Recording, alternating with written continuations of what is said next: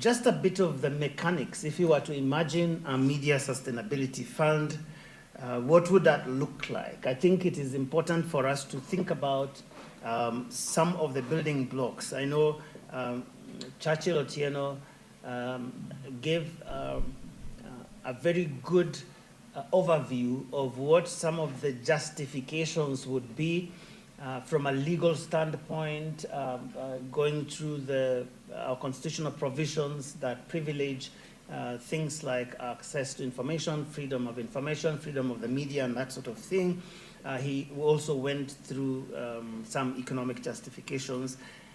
And I think there are even philosophical justifications, which I will touch on a bit. But this media sustainability fund would be a dedicated fund and partly financed by these recovered assets, managed through an independent board. One could think about this, bringing together different representations to ensure that it is transparent, it is above board. And then it will go into things like investigative journalism, training, and general newsroom sustainability. Now, if you were to think about our society, I think sometimes there's a big question as to why we would use public resources to fund journalism that is done by private individuals. I think tied to that question at the very basic level is what Churchill talked about. Why is journalism really, apart from the legal profession, the only profession that is mentioned in our constitution, and the constitution is elaborate about the need for this thing called media to thrive, because it goes to the very heart, to the very foundation of a democratic society.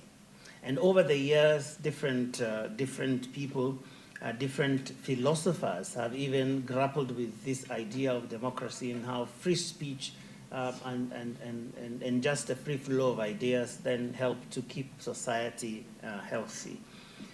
One could think about the social contract. All of us talk about the social contract many times. The politicians like to talk about it until they have to do it.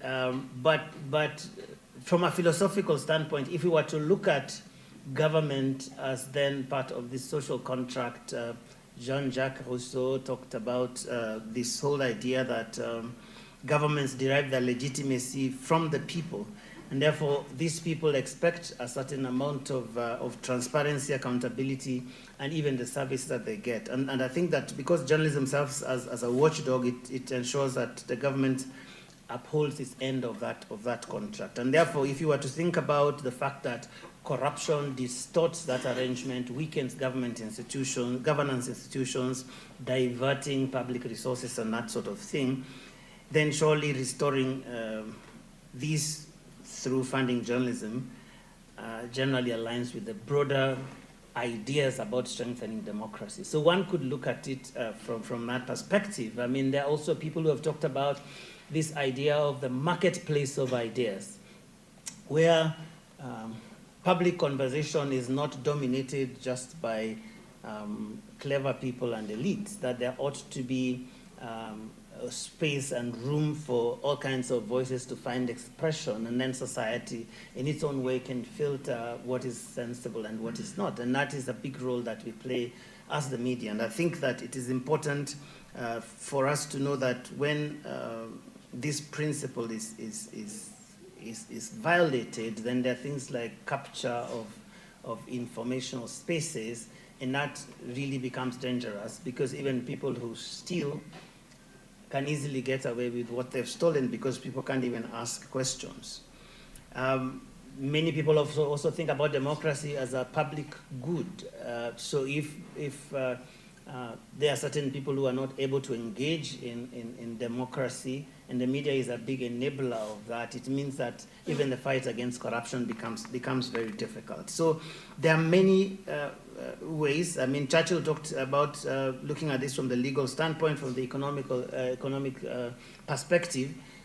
But I want to persuade you that even philosophically, going to the very root of this thing we call democracy, going to the very root of this thing we call governance, you will find very good reasons why it is sensible for us to think as a country and even as a continent, and Churchill is working hard on that, to make sure that we can begin to think about how to support media a lot more creatively when we start to look at it as a public good. And how this could work, we could have, like I said, a percentage allocation from recovered assets going into this media sustainability fund. There could be other sources, obviously, but this would be a critical part of it, given the reasons that I've outlined.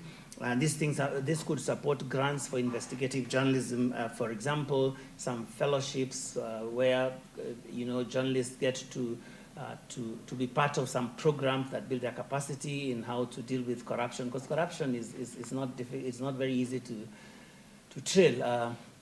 Brian Wasuna, my colleague who was here, does some investigative stories, and sometimes when he sits down to explain to me, my head spins because someone registers this company which has shares in the other one, and the other one has shares in 3 different companies. By the time you drill down to where that money really is, you really have to know what you are doing for you to even get it. Because I think that those who steal have become so sophisticated, and they deliberately obfuscate the journeys of the monies they steal, so that you really have to be good at what you do. And that's why we talk about even things like technology that helps us to do that. And then, of course, there will have to be good oversight. I think that anytime public resources are used somewhere, or indeed anything that you're doing, there needs to be good oversight. And I think for this particularly, because there's public money involved, there will be an independent board, which I talked about earlier. So the potential impact of something like this, I think it would enhance media independence so that it is less reliant on advertising revenue and state funding, all of which come with strings attached. I think that's important. Journalists would have to worry less about financial constraints and even possible retribution. Many years as a young journalist, we used to ask only one question about a story. Is it a good story? Then we'll go and do it. Today, there's a second one, which is sort of like a trump card. You say, is it a good story? Yes. But can we afford it? No. Then we can't do it. And that is a real issue, because if you think about investigative stories, sometimes you may need to travel to far corners of the country, or sometimes even the world. You need to take a very long time to try and figure out what happened. And therefore, to have to worry about, I need to now go to Mandera. Then you get to Mandera, then you find that this guy who used to operate this thing has now migrated to some place called Luanda in Vihiga, and then you go back there, then editor will start saying, how much is that going to cost again?